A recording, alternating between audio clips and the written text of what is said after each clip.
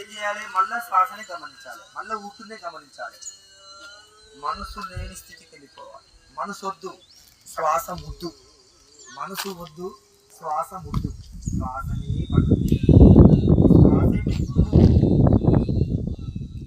శ్వాసను గమనిస్తూ ఉంటే పురుషులవుతారు, ఆరోగ్యవంతులవుతారు, గొప్పవాళ్ళు అవుతారు, సమస్త రోగాలు పోతాయి.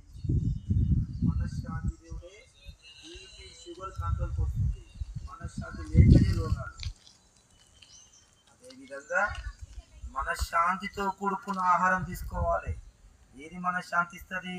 ఆకుకూరలు, పండ్లు, కూరగాయలు మనశ్శాంతి ఇస్తుంది. రక్తంతో కూడుకున్న ఆహారం దుఃఖాన్ని ఇస్తుంది. రక్తంతో కూడుకున్న ఆహారం అంటే మాంసము, చేపలు, కోళ్ళు, చేపలు, పందులు తినొద్దు.